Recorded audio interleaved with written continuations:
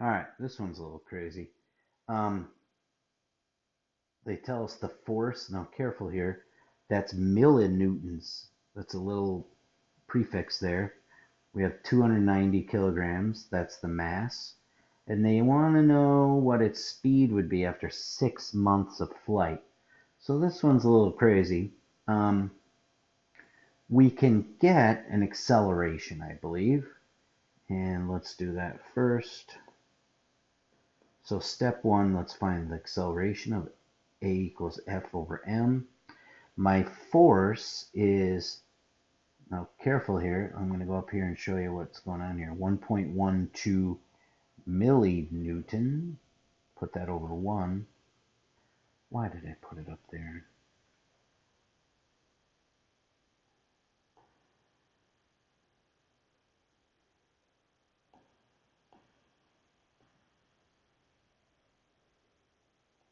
Let's try this again.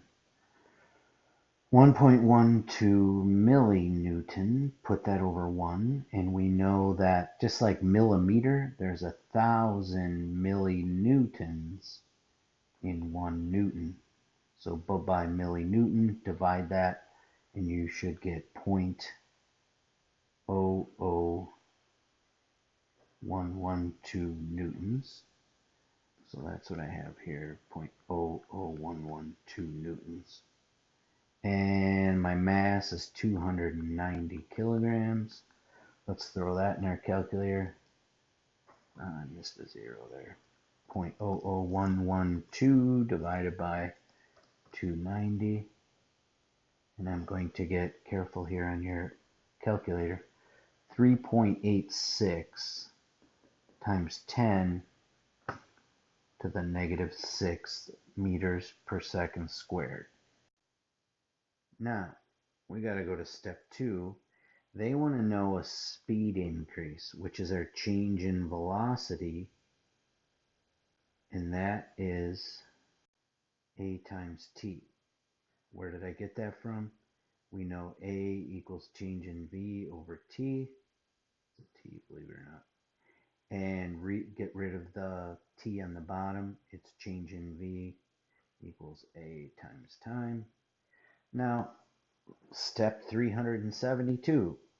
So our acceleration we had is 3.86 times 10 to the negative 6 meters per second squared.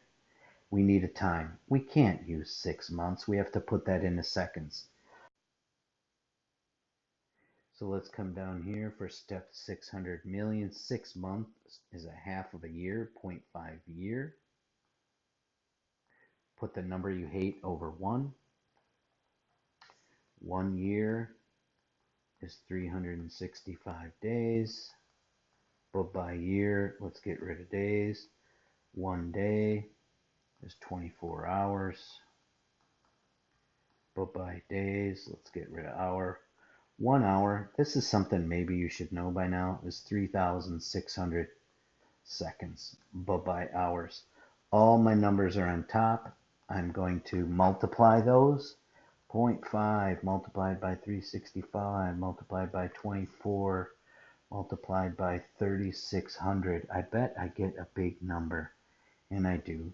I get 1.5, that's a point, 1.577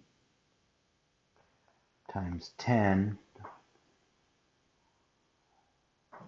to the 7th, and that's going to be seconds.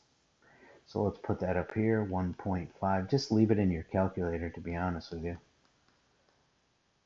7th seconds, and then let's multiply that by 3.86 EE negative 6. So a big number multiplied by a small number should get you a reasonable number of about 60.9 meters per second. That's a crazy one. You got to know your physics for that one, don't you? Yep, you do. Bye-bye.